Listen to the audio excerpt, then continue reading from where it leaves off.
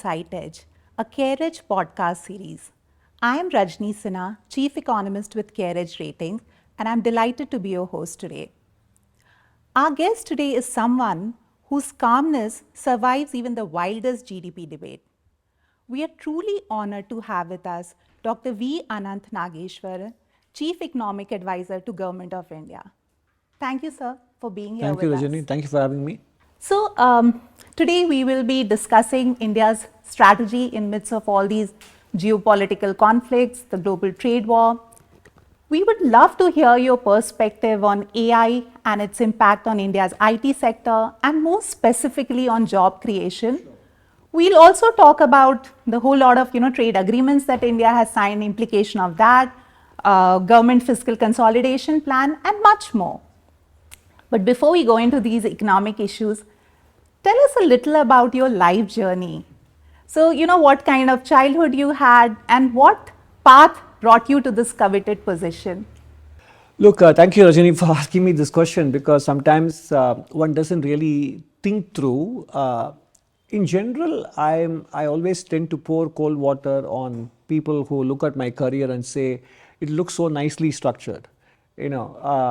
You had your bachelor's degree. Up to my bachelor's days, I grew up in Madurai. Then you went to IMA for MBA immediately thereafter. So I was quite young when I graduated, 21 years and 8 months old when I graduated from IMA. And then 5 years working in public sector, then PhD in the US. And from 1999 onward, 94 onwards, when I graduated with my PhD degree in the US, until about 2011, a career in the financial sector in Switzerland and Singapore, and then 7 years of semi-retired life, being a consultant, writer, teacher, etc. Then a brief stint at Korea University as the Dean of the Business School for 15 months before COVID, and 2 years back in Singapore during COVID, and then last 4 years plus in this role. But I remember very vividly my first boss after my PhD in the US, when I came to Switzerland to work in Union Bank of Switzerland. He said, life is a series of accidents. I tend to agree with that. From the outside, it may look as if one kind of planned all of this. All we can do is to have a broad idea of where you want to be. I was always interested in policy issues somehow. In fact, not too many people may know that I wrote the preliminary exams of the UPSC in 1987, but never wrote the second exam, the mains. Okay. So it has always been my interest to be in public policy space. I played a role in co-creating Takshashila Institution in Bangalore between 2010 and 15. So I suppose at somewhere this at the back of your mind, and whatever you do, you keep your eyes and ears open for opportunities, and with some luck. And I think we all tend to underplay the role of luck and chance. Yeah. We tend to think all the good things happen because of us and all the bad things happen because of providence. It's the other way around. So mostly, so that's how it is. So actually, it's a very good mix of experience. Yeah. Public policy, academics, and markets. Yeah. So yeah, wonderful. Another thing I want to ask you is that we keep reading and hearing your passionate economic views, but what are your other passions apart from economics? Oh, look, I mean, I read a lot. I'm very interested in. I'm passionate about cricket, and secondly maybe about tennis. And even in economics, I haven't really kept myself only confined to my passion about economics. I'm very interested in the way our children, especially, you may have seen in the economic survey in the last 3 editions, we talk a lot about mental health. Yeah. Of children. So, I mean, this is not purely about economic outcomes. You really want to see our children grow up stress-free, healthy, physically, mentally, etc. So it is an important passion as well. You can call it social, you may call it economic. I think it's a mix of both. In terms of interests and hobbies, yes. I mean, since this job involves reading and writing, it so happened that both reading and writing have been my passion for a long time. Maybe I took the cue from my dad, who used to be, even in his very young days, he dabbled in journalism. He was for a bit he was working in Indian Express in Madurai probably in the 50s or 60s. So he used to write occasional articles, letters, and commentary about films, sport, or even politics, etc. He didn't pursue it very seriously, but he used to be. So I might have observed and learned. So reading and writing are my passion. And in terms of hobbies, yes. I mean, I love South Indian classical music. And I love attending sports events, either watching them on TV. But these days, I'm less and less interested in being physically present because of all the attendant chaos that is involved. Rather, watch it on TV. So these are the ways I keep myself otherwise mentally fresh.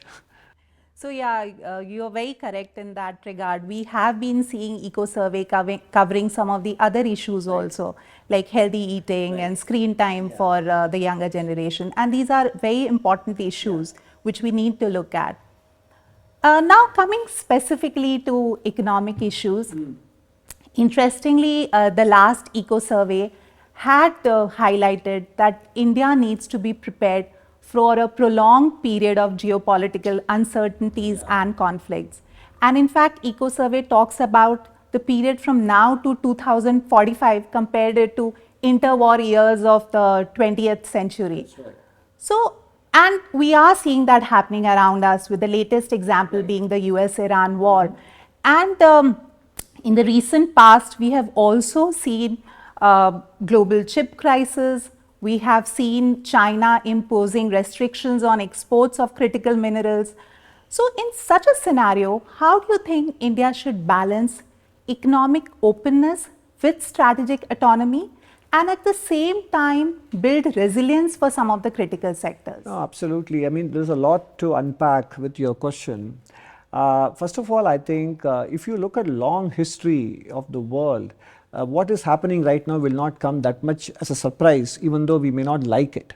It is, whether you look at cycles of empires which last roughly about 250 years or 80-year cycles, and there are commentators who have written about 50-year cycles, etc. All of them arrive at one startling conclusion, that this period between 2010 and 2040 could be a very defining period. It's an inflection period. And that is why I was not that finding it that difficult to connect all those big picture, long, slow moving and slightly less slow moving global cycles with the current episode. And I used to tell my own children in 2020 during the pandemic time, when we were in Singapore, I used to tell them that they have to be prepared for the next 10 to 15 years of more uncertainty and not exactly getting the stuff that they want in terms of jobs, compensation, location, etc. And I said one of the important things that they needed to have was mental agility and flexibility. That brings me back to the point that you asked. So how does India fare in these circumstances? Agility and flexibility. And that is why you said strategic autonomy, at the same time openness. I think both matter, because you need to extract growth from all possible sources, and for that you need to be also an exporting nation. And exporting also gives you leverage, gives you opportunity to benchmark yourself with others. So you cannot, this situation is very tailor-made to pull oneself back into a shell. In the name of resilience. But that is something that we are not doing, and I'm very happy about it, because yes, you do need to have indigenization, because the world is not going to supply you what you need when and whenever you need them. And we have seen that abundantly demonstrated over the years. So you need resilience, you need indigenization, but the key is how you do it without sacrificing efficiency. And for that you need external orientation, which is why we have been concluding a lot of free trade agreements with different geographies, and that's a good thing to do. And simultaneously, as you may have seen over the years, in terms of the various budgets, whether it is critical minerals mission, rare earths corridor, semiconductor mission, etc., we are trying to build resilience, and now becoming part of the United States Pax Silica compact, etc. We are trying to do all these things simultaneously, which is also something we have flagged in the economic survey. The current context doesn't give you the luxury of time, luxury of doing things sequentially. And India has grasped that, and we are doing many things therefore simultaneously. And that is the way to go, and that is what will be required of us for the next couple of decades. Yeah.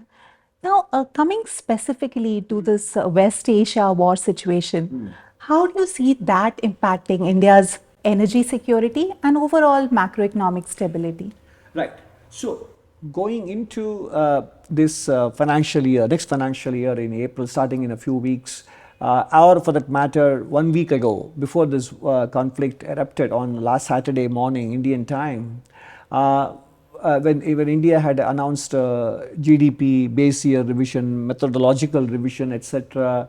I was there at the press conference with the Secretary Ministry of Statistics, and I was very confident in saying, look, we are revising upward our GDP growth estimate for 26-27. And I said from 6.8 to 7.2 range, I am taking it up to between 7 and 7.4. But then suddenly a week later, a few days later, this conflict has erupted. So we are getting into this, we are getting into the next financial year, and and this conflict has erupted at a time when our macroeconomic stability is very well established, is well grounded. And that has a lot to do with conscious policy choices the government made post-COVID by first not splurging too much on fiscal and monetary stimulus during the pandemic, which allowed us to bring the union government's fiscal parameters back into shape within 5 years. And then the huge investment in physical infrastructure, etc., and also nursing the banking system back to health after the crisis it went through in the second decade. So these are the things that have given us this macroeconomic stability. And I think that will serve us well. So even if we are going to go through a period of uncertainty and with some adverse impact on inflation and growth, depending on how long this conflict lasts, I think relatively speaking, we will still be better off than many nations, thanks to the hard work we have done both pre-COVID and post-COVID. But to your specific question, I think because it is not just about oil, it is about the passage through Straits of Hormuz, which transships both oil and gas to all countries. And we do, even though we don't use gas so much in power generation, we do import a lot of our gas from overseas, apart from oil. And to the extent that this conflict lasts longer, or even if the conflict ends but its effects last longer, then it will have implications for growth, inflation, current account, etc. But in relative terms, I think India will still be a better performer than many other nations. So, all will depend on for how long it lasts. How long both the conflict and how long the effects will be, because how the conflict is settled, even let's say for example, there is a feeling that the conflict has ended. But the question is how it ends is equally important. Whether both sides voluntarily end the conflict or one side withdraws due to fatigue and exhaustion, in which case the other side will feel dominant and will continue to therefore dictate terms, or if the job is unfinished, but one side is forced to withdraw because of domestic political compulsions, etc., then again I think whether peace and tranquility will prevail to the extent that commerce is allowed to be resumed, these are all open-ended questions at this point. In fact, before coming to this conversation with you, I was reading the latest article by Daniel Ergin in the FT, and he also concludes his article with this one sentence: it all boils down to the duration of the war and the duration of the lingering effects of it after that. Yeah. I think the only positive aspect of this is it's happening at a time when India is in a relatively better position. Absolutely. With high growth, low inflation, relatively low CAD. So that gives some a very good external position and a good banking system, health, etc. So the starting point is good. So you can take a few knocks and still look and still be solid. Yeah. So this global upheaval that we are seeing around us has also impacted global trade, especially with the US trade policy. And India has recently got into a lot of trade agreements. We have signed with EU, UK, Australia, New Zealand. We have also finalized an interim trade agreement with US. Now, in the past, we have not benefited in a very big way from the trade agreements that we had in the past. So how do you see the situation changing now? And what have we done to ensure that we truly benefit now? No, Rajani, I think you make a good point about us not benefiting from the past trade agreements. And as always, economics is about a multivariate situation. That is, for example, the ASEAN Free Trade Agreement is held out as an agreement that didn't deliver for India, right? But it happened in the second decade when we were also impacted by the ongoing balance sheet crisis. For our corporate sector and the banking sector. If you look at that period, gross fixed capital formation rates to GDP were coming down by 10 percentage points at the aggregate level, and even global growth, notwithstanding quantitative easing and ultra low interest rates, didn't really pick up as much, which is why if you look at barring a few countries like Vietnam, Bangladesh, etc., many of the larger developing economies which performed very well in terms of their export growth in the first decade of the millennium, sort of saw their export performance languish or even stagnate in the second decade. Indonesia, Brazil, India, you take their export growth in the second decade, it wasn't as good. So that could be one reason. So there are multiple issues at work which did not allow us to undertake, to benefit from the free trade agreements we may have entered into in the past. But I think this time the reason why I feel we are doing the right thing by doing these free trade agreements is that the rising tide of global growth is not going to lift all boats, which was the case in the first decade when India had a very good export growth every year between 2003 and 8, contributing to between 1% and 1.5% to real GDP growth. That is not going to happen. If it happens, we will take it gladly. It could be a year or two when it happens. But by and large, it's going to be a struggle for global growth on average. And therefore, you need to do as much as you can to increase your chances of being able to grow able to grow your exports, which is what we are doing with these free trade agreements. So it gives exporters the opportunity to diversify, and also because we will be opening our markets as well, we will be subjecting our sectors to competition. So I think, I mean, you mentioned correctly all the agreements, UAE, Australia, New Zealand, and with the European Union, then interim agreement with the US, and also I think one thing you didn't mention was the investment agreement with the EFTA countries. So all these things I think, and we are negotiating with Canada and Oman and several other countries as well. So I think it's a good thing we are doing. We are giving our exporters a lot of chances. We are opening doors, and then after that it's up to them to compete. And we are also exposing domestic sectors to competition. I think we have spent a lot of time giving them time to grow. Now it is time for them to grow up and face competition. Now, coming specifically to a domestic issue, India has this huge demographic dividend, and especially at a time when the world is aging. But at the same time, it's also a big challenge because the country needs to create enough jobs to be able to employ this large workforce productively. Right. A large percentage of our workforce, around 46%, is in agri sector, which contributes only around 18% to the country's GVA. So what do you feel is required to create more jobs and move the workforce from agriculture sector to other more productive sectors in the economy? Naturally, you know, labor from agriculture moves to industry and services sectors when opportunities in these sectors abound. That happens not automatically, which of course there is a certain preparation of this workforce to make the transition from agriculture or primary to secondary and tertiary sectors. There is a preparation that is required, which is in terms of skilling, etc., both in rural and urban India, that needs to happen.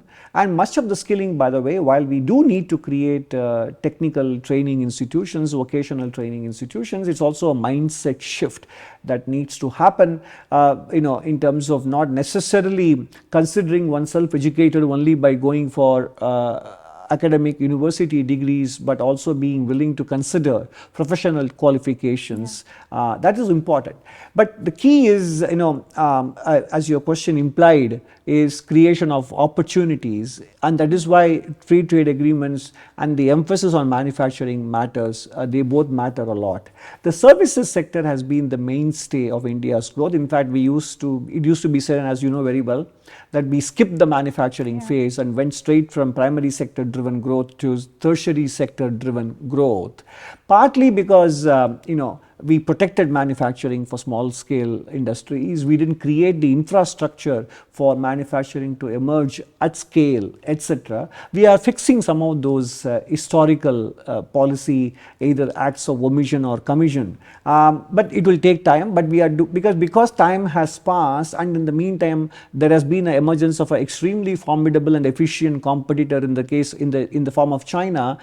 Even if we are making amends for all those past policy steps, it will now take time for the impact to come through. So how do we create jobs? I think especially now in the services sector, you are also going to face competition, so to speak, from new technology like artificial intelligence. The key is, I think I talked about mindset shift. The key is about somehow continuing to make manufacturing attractive. A, deregulation. B, reducing input cost. And C, preparing our youth to A, benefit from artificial intelligence, and also give them opportunities to grow in areas where artificial intelligence will not be a competition. So we need to do all of these things. In the final analysis, jobs are created in the private sector. Jobs are not created in the government. Government is a facilitator, whether it is through the regulatory system or enabling ecosystem, health, education, skilling, etc. The government can actually make it possible, but the government will not be the one to create jobs. Jobs are created by the dynamism of the public sector, and because global uncertainty is pervasive, the private sector will also be relatively slower in creating those jobs than it would otherwise be the case. So we have to be patient, and again we should not forget, ultimately we are interested in people's livelihoods, not just jobs per se. In other words, livelihoods can come from employment or from entrepreneurship. So we should also encourage this new category of gig workers, whom I call actually entrepreneurs, because they have control over their time. So we need to pursue many of these things simultaneously. And as in the case of personal lives, when you ask me about my own career path, we also hopefully will be blessed with good luck and chance and turns of fortune for the better in many of our policy initiatives. So when we talk about job creation, like you mentioned, ITS sector has played a big role there. So now with global AI adoption, how do you see that impacting job creation in this sector? Look, and the second part I want to ask is, what does India need to do to ensure that we do not fall behind in this global AI race? Look, what is the global AI race and whether we should compete head on or not is actually an important policy choice, because many of those, as they say, for example, in the old gold rush, the shovel makers made more money than the actual the gold miners. So the question is, are you going to make money by competing head on with the AI race by investing a lot of resources into large language models, which also consume water and power, both of which are scarce commodities in India, or do we wait for the current initial exuberance to play out and settle down and then pursue what is suitable for us, like we did in the case of COVID pandemic relief efforts? We did what was suitable for us. Given our fiscal resources and monetary resources, we husbanded them very well and used them very well. So that's a good template for us. So I think I have not been tired of repeating this, and I will say it again. We should cash in on the second mover advantage when it comes to AI. Okay. I think I think it's not so much about competing with other nations. Yes, in some areas we need to make sure that the application of AI in governance, whether it is in security, physical security, national security, defense, or resource mobilization, tracking crimes, etc. All those things, I think we need to be there at the top with other countries. But when it comes to widespread social deployment, in terms of course, there is a need for sovereignty. In a world which is going to be fragmented and relatively uncertain and turbulent for the next 20 years, as we discussed earlier, it's important to retain certain amount of sovereignty. So I think we need to create homegrown AI models because everything can and will be weaponized in the world, from money to resources to food items to data. So all those things we are doing, we need to do. We are investing in the computing power. That's why the initiatives on semiconductor mission 2.0, etc. And we are also part of the PAC Silica, and I think we are also created AI centers of excellence. And we have invested in few homegrown AI models, which some of which got a little bit of demonstration and visibility in the AI summit in February, but more will come through. I think it's important to be very clear about playing to our strengths and limitations, and simultaneously preparing our society to use AI in areas where they will be most effective in plugging our human resource gaps in delivery of public services, especially in local government level, in taking education and health to remote parts of the country where technology can plug in for human gaps, and in security dimensions. So those things we need to do. But apart from that, I think it's very important to make sure that we concentrate as much on non-AI related areas for employment creation, and also prepare our youth and children to participate in the AI world, which in turn requires a huge reimagination of our education and pedagogy. Yeah. Both in the school level and in the higher education institution. So if at all there is one area which we need to focus on, apart from issues of gathering computing power, data sovereignty, security, etc., apart from the water and air considerations, the biggest area of action is education and pedagogical reform. Because if you are going to use AI, you need to be very clear about its strengths and limitations. And if you are going to use AI to generate output and kind of tasks you assign to AI to help you do, you need to be intelligent enough to give it the right tasks and evaluate the output, which can happen only if you are very knowledgeable yourself. So far from saying that AI will make us cognitively, less agile, to be able to succeed and use AI successfully, you need to become cognitively more agile. And that means our education system has to undergo a root and branch reform. Yeah, you have been speaking about orange economy and the need to push other services which are not necessarily dependent on AI, and that's going to be critical going forward. Yeah. You spoke about the manufacturing sector, and you have been highlighting that we cannot ignore manufacturing sector and the importance of manufacturing sector for an economy like India. But we are in a situation where there's overcapacity in China, you spoke about that, and then this competitive advantage that they have because of scale. So how should India in this scenario, how should we increase our manufacturing cloud?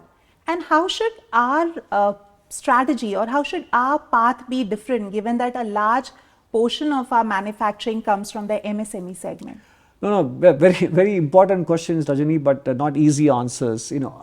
Look, manufacturing being important is something, is the sort of the theme of the latest economic survey. In fact, the cover itself shows a ship laden with containers setting sail, indicating the importance of A, manufacturing, and B, manufacturing with an export orientation. That was the theme of the cover of the economic survey, which we brought out on January 29th. But how are we going to do it in the face of excess capacity in China? Well, excess capacity is not there in every area, in every sector. Choose those areas where they are not having excess capacity, in fact, much of their excess capacity is in areas which they have identified for Made in China 2025. Is solar, battery storage, e-vehicles, and in semiconductor or high tech, those are the areas where there is excess capacity. So labor intensive manufacturing is something where you don't hear of excess capacity. So one area is to focus on those aspects or those sectors where they are not having excess capacity, where they can compete with you exceedingly strongly on price.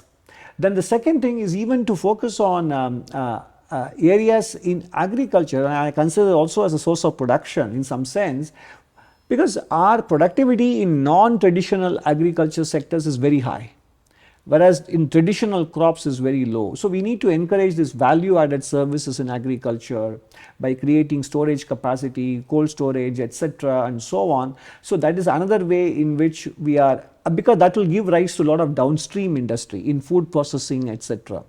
And the third area how we compete is is by attracting global value chains to relocate to India, because that will create a renaissance. And I think to some extent what we are doing with this high-speed bullet train corridors, and with the domestic east-west and north-south freight corridors, etc., and then this rare earth corridor, and then the semiconductor mission 2.0, is to bring about this ethos and culture of also advanced manufacturing. I think that's a good thing we are doing. And then the final piece on this puzzle, not exactly the final, but the most important piece in this puzzle, I must amend myself, is what we are doing with respect to customs duty reduction in key areas. And that is going to boost manufacturing competitiveness by reducing input prices. Then if you look at one of the budget announcements about construction and infrastructure equipment, which we have to indigenize, I think these are ones that can hold back your manufacturing plans if those kinds of equipment are not there. So that is why the thrust given to infra and construction equipment matters for manufacturing. So finally, after going through all the specifics, one thing we should be very clear about is external factors will always be there in terms of competition. But we need to focus, as it is the case in personal life, in public policy also, we need to focus on things that are in our control and what we can do about them. Keep doing them, and then when the time becomes propitious, the actions that you have done will have multiplier effects. Interesting. I want us to cover now government finances. Center has done a commendable job when it comes to fiscal consolidation. Our center's fiscal deficit has reduced from a peak of 9.2% during the peak COVID period FY21 to around 4.4% in FY26. There are concerns around state government finances. But talking specifically about central government finances, going forward, how do you see the consolidation happening further? Given that there will be limited scope of further revenue mobilization, there will be pressure on expenditure with the 8th Pay Commission recommendation. So in that sense, going forward, how is Center going to achieve fiscal consolidation? I mean, again, a fair question. I think, of course, first thing we need to appreciate the fact that growth itself is the most important contributor, as has been the case post-COVID. And we have been able to achieve fiscal consolidation through both increasing the number of taxpayers and the taxpayer base, and also through improving the quality of expenditure, from revenue to capital, etc. And of course, we also need to, accelerate our efforts in raising non-tax revenues, asset monetization. And I think you may have seen last week, the Government of India or Niti Aayog released the report on the first phase of asset monetization, where we were able to achieve close to 90% of the target, and the target for the next 5 years is even more ambitious, almost triple the asset monetization that we could achieve in the first phase.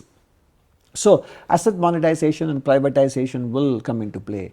Now, and more importantly, state governments in different areas have to also, and to some extent it is true of the union government also, in terms of recovery of user charges for economic services provided, whether it is power or water, regular updating of land records, property records, and then revising property tax rates, etc. All of which have some or the other political economy considerations for postponing them. But we need to do them, because ultimately it is about not doing these things and satisfying the present generation versus imposing a higher burden on future generations. So that trade-off has to be communicated to the public, so that if we are going to spare you by not asking you to pay for the services that you consume, we will end up asking your children and grandchildren more. So you decide, do you want to leave that kind of a burden for your future generation, is the kind of messaging we need to do. So effectively the answer is, I think growth will be an important contributor. And whatever that we did correctly in the last 5 years post-COVID will be the second leg of this revenue mobilization strategy, improving the taxpayer base and reorienting the quality of expenditure, non-tax measures, recovery of user charges, and lastly, I would say, privatization will matter, but some amount of subsidies will have to be reoriented, whether it is fertilizer or food, etc. They have to become means tested. Otherwise, we can't sustain them. And wherever we give protection or concession, whether it is to the corporate sector or to households or to farming sector or small businesses, there has to be a quid pro quo. Quid pro quo in the sense of not giving something back to the government, but actually doing things more efficiently, improving their own productivity, because indirectly it will have fiscal payoffs. When they become more productive and generate more output, that leads to faster growth, and growth leads to higher tax revenues, etc. So whatever concessions we give fiscally, and in general we shouldn't be using fiscal concessions for attracting investment. If at all we do so, it should be time bound, not indefinite. But also we should be looking for a quid pro quo on their part, quid pro quo in the areas of output and productivity and exports. That will create the sort of the endogenous virtuous circle for growth and revenue generation and fiscal consolidation. So, government debt to GDP has been going down, but interest payment to revenue, overall interest payment for the government remains high. And for the general government, this interest payment to revenue ratio is at a high of 24%. So how do you see this ratio moving going forward? I think a fair point. India's interest cost is also coming down for the sovereign compared to interest rates of 8-9% 1 decade ago. Now we are at 6.6% for the 10-year bond yield, etc. And as inflation comes down, short-term borrowing costs also will come down on average, year after year, etc. So that will help. Obviously, while the overall debt to GDP ratio is coming down because the denominator is also expanding, our market borrowings keep expanding every year, which is why in my response to your earlier question, we did speak about the need to reduce subsidies, increase non-tax revenues, and use them to retire government debt, high cost government debt, and also tie any government fiscal concession with a reciprocal obligation on the part of the recipient beneficiaries to national output. So these are all the ways in which you are going to bring down the balance sheet components, the debt, and hopefully over time, as we retire more and more higher cost debt, then as interest rates come down, then this ratio should begin to come down.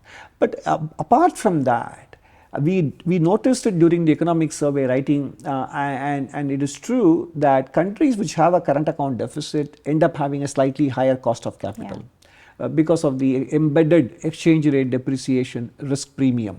I think that is why the importance for manufacturing and exports in our economic survey that we accorded these two performance measures.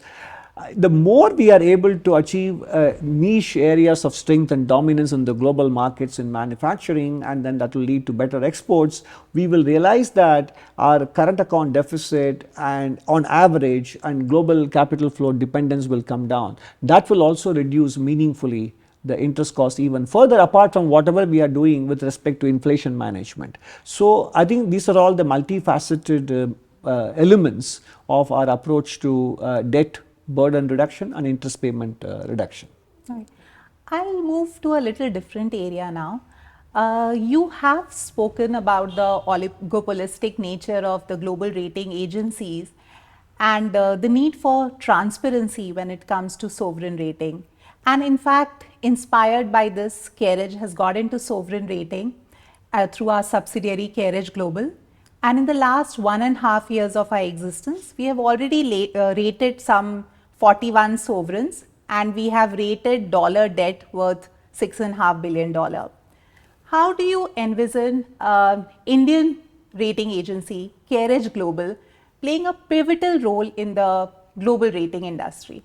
No, first of all, congratulations to you for all this impressive statistic that you just now read out. $6.5 billion worth of debt rated, and more than 40 plus sovereigns, etc. Look, how do you break the oligopoly behavior? The answer is competition, and I'm very glad that an Indian enterprise has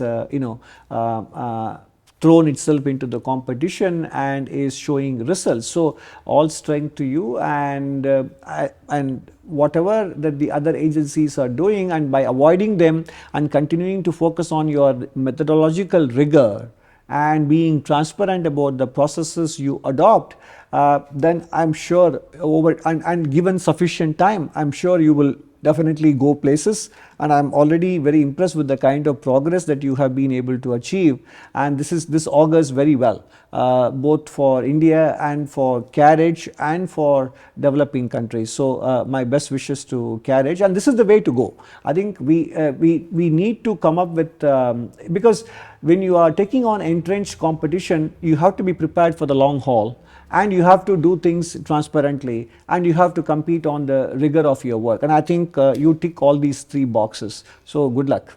Yeah, thank you very much. And we are all ready to face this competition. Absolutely. So thank you very much. But before we wind up this podcast, we have one segment which our audience really loves. Okay. The rapid fire round. All right. Where we have quick questions.